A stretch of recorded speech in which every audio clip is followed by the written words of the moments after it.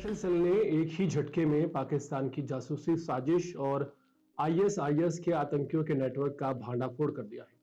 नेपाल से पाकिस्तान तक फैला जाल टूट गया है। रांची से दिल्ली तक छापेमारी में संदिग्ध आतंकवादी गिरफ्तार कर लिए गए हैं। आईएसआई और आईएसआईएस की मिलीभगत का खेल खत्म हो गया है और भारतीय एजेंसियों ने साबित कर दिया है कि देश के खिलाफ कोई भी चाल कामयाब नहीं होने दी जाएगी। दिल्ली पुलिस की स्पेशल सेल ने एक बड़ी कामयाबी हासिल की है। इस बार मामला सिर्फ जासूसी से जुड़ा नहीं बल्कि आतंकवाद की साजिश से भी जुड़ा हुआ है। दिल्ली पुलिस ने एक बड़े जासूसी मॉड्यूल का पर्दाफाश किया है और साथ ही साथ आईएसआईएस के आतंकवादियों पर शिकंजा कसा है।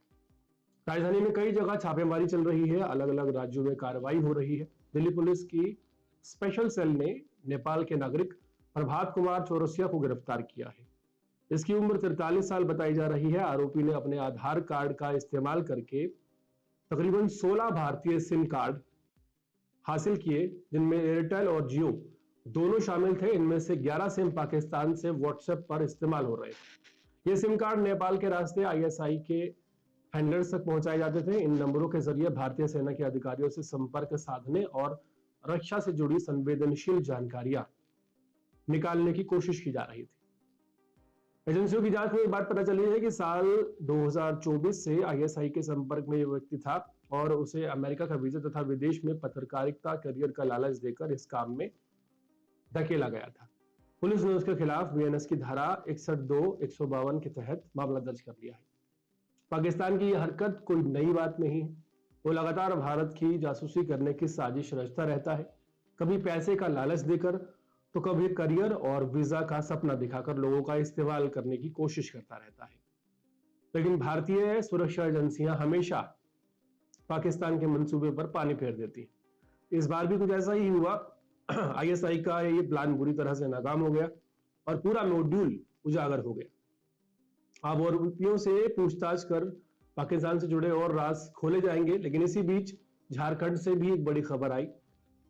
झारखंड की राजधानी इस्लामनगर इलाके में आईएसआईएस का एक संदिग्ध आतंकवादी गिरफ्तार किया गया। इसकी पहचान अजहर दानिश के रूप में हुई, जो बोकारो जिले के पेटवार का रहने वाला है।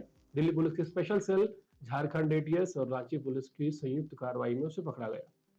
काफी दिनों से दिल्ली पुलिस उसकी तलाश में लगी हुई थी और आखिरकार इस शख्स को हिरासत में ले लिया गया है। सूत्रों के मुताबिक अजहर दानिश से पूछताछ जारी है और उससे कई अहम सुराग मिलने की उम्मीद की जा रही है। सिर्फ इतना ही नहीं, दिल्ली से भी एक आतंकी पकड़ा गया है। उसकी पहचान आफताब के तौर पर हुई है। इसके अलावा 8 से ज्यादा संदिग्धों को दिल्ली में हिरासत में लिया गया है और देश के अलग अलग हिस्सों में करीब दर्जन भर जगहों पर रेड चल रही है। ये पूरी कार्रवाई इस चीज को दिखाती है कि किस तरह पाकिस्तान की एजेंसी आईएसआई और आतंकी संगठन आईएसआईएस भारत में अपनी जड़ें जमाने की कोशिश कर रहे हैं। लेकिन भारतीय सुरक्षा एजेंसियों की सतर्कता और लगातार निगरानी की वजह से उनकी हर साजिश नाकाम हो रही है। पहलगाम आतंकी हमले के बाद भारत ने पाकिस्तान के खिलाफ सख्त रुख अपनाया और उसकी असलियत पूरी दुनिया के सामने रख दी। अब पाकिस्तान उसी खुन्नस में भारत के खिलाफ नए नए षड्यंत्र कर रहा है। लेकिन यह साफ है कि चाहे जासूसी का खेल हो या आतंकवाद का, भारत की सुरक्षा एजेंसियां हर बार उन्हें मात दे रही हैं। मौजूदा गिरफ्तारी और छापेमारी उसी का सबूत है। पाकिस्तान और उसके यार आतंकियों की जितनी भी चालाकियां क्यों ना हो, आखिरकार बच नहीं पाती।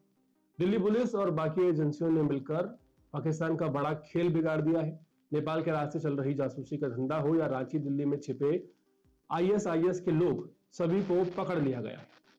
यह मामला बताता है कि पाकिस्तान हमेशा कोशिश करता रहेगा, लेकिन हमारी एजेंसियां उससे 2 कदम आगे रहेंगी। जो भी देश के खिलाफ गलत करेगा उसका यही हाल होगा। जेल की सलाखों के पीछे उन्हें जाना होगा।